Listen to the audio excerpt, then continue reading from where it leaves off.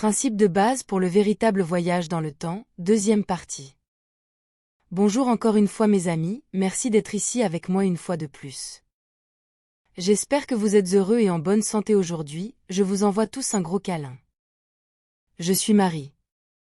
Cette information peut être considérée comme de la science-fiction, ou comme le spectateur le voit le mieux, et je la poste uniquement à des fins de divertissement. Cependant, je prends mes informations très au sérieux, et pour ceux qui ont des yeux pour voir. Ceci est la deuxième partie du sujet des voyages dans le temps, et bien que cette vidéo puisse être suffisamment compréhensible par elle-même, je vous suggère de voir la première partie avant celle-ci, afin de pouvoir comprendre tous les concepts autant que possible. Poursuivons là où je m'étais arrêté. Si aujourd'hui nous avons une pièce sans fenêtre, décorée comme si c'était l'année 1945, avec tous ces objets dans une certaine position, et d'une manière ou d'une autre nous transportons un homme de cette même année dans la pièce, il ne verra aucune différence par rapport à son année, il supposera que c'est toujours 1945.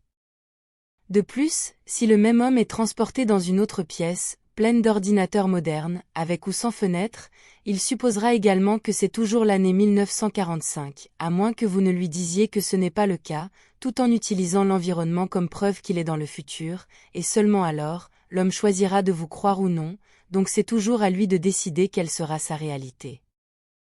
Il peut choisir de ne pas vous croire même malgré les preuves, car son esprit et ses connaissances, simplement ne sont pas prêts à comprendre une telle information écrasante. Inversement, si vous êtes transporté dans le passé en 1945, et que vous vous retrouvez dans cette même pièce, vous pouvez toujours supposer que c'est l'année 2024, à moins que vous ne soyez informé que vous avez été transporté en 1945, mais comme votre esprit est préparé à comprendre une telle information, et comment c'est possible, vous croyez que vous êtes en 1945. Parce que vous comprenez parfaitement les mécanismes de comment vous êtes arrivé là. Ce que je veux dire, est qu'il n'y a rien dans l'année 1945, ou dans n'importe quelle autre année d'ailleurs, qui fait que c'est ainsi, autre que la croyance personnelle ou collective, que c'est une telle année. Maintenant, en observant plusieurs années du point de vue élargi d'une race interstellaire avec la capacité de voyager dans le temps, je demande, qu'est-ce qui fait, et qu'est-ce qui définit une année particulière? Pourquoi une année est-elle différente d'une autre, d'un point de vue scientifique ultime et non humain? La réponse la plus évidente à cette question est que c'est la forte croyance des personnes vivant dans une année ou une autre, qui manifestent collectivement l'année dans laquelle elles vivent, en utilisant la perception et les accords sociaux, et oui, finalement c'est exactement cela, mais cela n'est pas assez utile pour nous lorsque notre objectif est de voyager dans le temps. Alors, ce qui définit vraiment une année par rapport à une autre en termes physiques tangibles, ce sont les objets, les choses, et les personnes de chaque année, ou de tout autre moment spécifique dans le temps. Ce qui définit un moment précis dans le temps par rapport à un autre, c'est la disposition, l'emplacement exact de chaque objet physique qui s'y trouve, leurs caractéristiques, et la relation qu'ils ont les uns avec les autres. À titre d'exemple simplifié, si vous avez une table avec 10 objets dessus, l'emplacement exact de chaque objet, et la distance les uns des autres, définiront un moment dans le temps, et lorsque vous déplacez les objets sur la table, cela définira un autre emplacement dans le temps, et ainsi de suite, et c'est ce qui se passe également dans un lieu étendu tel que la planète Terre. C'est ce qui s'y trouve et comment ça existe physiquement là-bas qui définira quelle année, et quel moment dans le temps les gens vivent. Certaines personnes pourraient argumenter que l'emplacement exact entre les objets sur la table ne change pas, mais que le temps continue d'avancer même s'ils ne sont pas déplacés. Cela se produit lorsque, et parce que c'est l'observateur avec une montre qui anime le temps en tant que perception dans son esprit, et qui applique cette perception à la table et à tout ce qui s'y trouve et qui ne bouge pas. Ce problème ou phénomène de perception est défait lors des voyages dans le temps, en utilisant des principes de système contenus. Ceux-ci sont définis par les limites physiques et perceptuelles, qui entourent chaque lieu ou emplacement, et qui font en sorte que la personne qui vit cet endroit et son moment dans le temps, ne puisse se concentrer que sur ce qui se passe à l'intérieur de ces limites, et sans aucun contraste ou référence externe pour contredire ce que ses sens lui disent. Des exemples de systèmes contenus pourraient être l'intérieur d'un avion commercial, en vol et à grande vitesse, où les gens peuvent même avoir l'impression de ne pas bouger du tout, car leur boisson est stable et ne se renverse pas partout, et ils peuvent se déplacer confortablement dans le passage entre les sièges, sans ressentir presque aucun mouvement. Tout cela en voyageant à 900 km/h, à une altitude de 35 000 pieds, et avec une température extérieure de -50°C.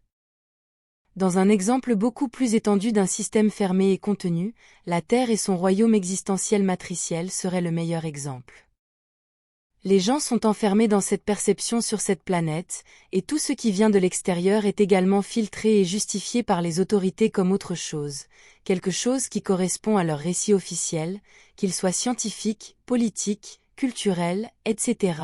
Ainsi, toute la réalité de la plupart des gens vivant sur Terre est contenue dans un petit paquet appelé planète Terre. Lequel, pour mon exemple de référence de voyage dans le temps, serait la pièce de 1945 sans fenêtre, c'est exactement la même chose.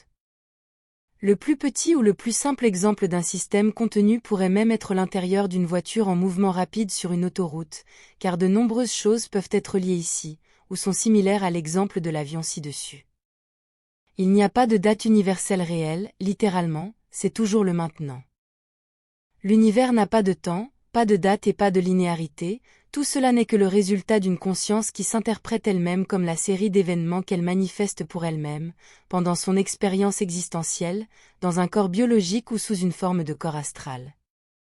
La seule perception universelle du temps serait celle que la source elle-même aurait, à son propre niveau, et interprétation, mais cela est bien au-delà de notre portée et de notre compréhension, bien que l'on puisse argumenter que la source ne pourrait jamais avoir une perception du temps de quelque manière que ce soit que nous puissions même commencer à comprendre. Parce que le niveau source devrait fonctionner en dehors de toute dualité, de tout espace, et de tout temps, tel que nous les connaissons. Chaque système contenu, par exemple, un royaume tel que celui sur Terre, a sa propre perception du temps. Par exemple sur Terre, les cycles du jour et de la nuit, ainsi que ces cycles annuels, sont la base des unités de temps telles qu'elles sont comprises par les humains de la Terre. Cependant elles ne sont valables que du point de vue de l'intérieur de ce système contenu sur Terre, valables uniquement du point de vue des habitants de cette planète, et nulle part ailleurs. Jusqu'au point où tous les calculs temporels et spatiaux développés par la science terrestre ne sont valables que du point de vue et de la compréhension limitée de sa science et de ses mathématiques.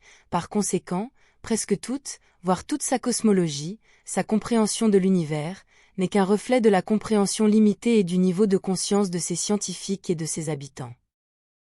La planète entière devient un système aussi contenu que la pièce isolée que nous avons utilisée dans l'exemple de 1945. Mais sachez qu'il y a d'autres humains dans l'espace, et d'autres civilisations non humaines qui sont en dehors de cette boîte fermée appelée Terre, et qui ont développé une compréhension beaucoup plus étendue de l'univers, et une meilleure compréhension mathématique de tout cela, tout en étant suffisamment humbles pour comprendre qu'ils sont également limités par leur propre niveau de conscience. Un système autonome, dans ce cas, un royaume tel que la Terre, a des limites physiques, les limites de la planète, où tout à l'intérieur a une valeur en termes de masse. Ce qui signifie que chaque objet à l'intérieur a une valeur en fonction de ses caractéristiques, comme la taille et la densité des matériaux dont il est composé. La masse de chaque objet existant est donnée et déterminée par la quantité de gravité qu'il reçoit, plus un objet a de masse, plus il reçoit de gravité. Un objet avec une masse est le résultat d'une concentration d'énergie dans un flux de gravité, à l'intérieur d'un milieu, et ce milieu est l'éther, qui agit comme un fluide de vibration existentielle super élevé avec des lois similaires à celles de l'hydrodynamique. Tout cela est expliqué en détail dans la théorie de la manifestation, que mes prédécesseurs ont publiée et partagée, sur les chaînes YouTube, Desperando Enigma et Cosmic Agency, il y a des années, et je publierai ma propre version de la théorie de la manifestation ici même bientôt. La gravité est pure conscience, ce n'est pas une force en soi, c'est un flux d'énergie de très haute fréquence dans l'éther, un courant avec un vecteur, et il a un nombre quasi infini de fréquences différentes de gravité en lui-même. Cela signifie que la gravité a un spectre de fréquences qui peut être mesuré avec des capteurs avancés, similaires aux interféromètres utilisés pour détecter les neutrinos. Comme les différentes fréquences et concentrations de gravité à l'intérieur d'un système fermé peuvent être mesurées, nous pouvons développer une carte détaillée de toute la zone, une carte qui détaille la disposition et la distribution de la gravité de masse à l'intérieur de ce système fermé. Cela s'appelle une carte de fréquence, qui est également appelée une carte des masses à l'intérieur du système fermé. Cela se fait à l'aide de capteurs avancés qui fournissent les informations aux ordinateurs avancés, qui développeront ensuite une carte détaillée de tous les objets à l'intérieur du système fermé que nous observons, ainsi que toutes les relations entre tous les objets, comment ils interfèrent les uns avec les autres, et de quelle manière. Les valeurs de masse, ainsi que la relation entre tous les objets, sont représentées par des valeurs numériques et mathématiques, qui peuvent même être prédites lorsque des informations manquent, par exemple, lorsqu'une zone plus petite à l'intérieur du système fermé n'a pas été correctement cartographiée. C'est ici que l'ordinateur peut combler les lacunes à l'aide de formules mathématiques, prédisant quelles devraient être les valeurs d'énergie et de masse dans la zone manquante, en se basant sur le comportement du reste du champ, et sur les relations mathématiques de gravité de masse entre tous les objets dans les zones environnantes et bien cartographiées. Je dois arrêter d'écrire ici pour aujourd'hui, le sujet est trop complexe pour le compresser en seulement 2 vidéos jusqu'à présent. Je vais continuer juste ici où je me suis arrêté, dans ma prochaine vidéo. Merci pour votre patience. Je trouve ça drôle l'idée que j'ai d'abord pensé que je pourrais tout donner dans une seule vidéo, mais je préfère en faire plusieurs et vous donner autant d'informations détaillées que possible.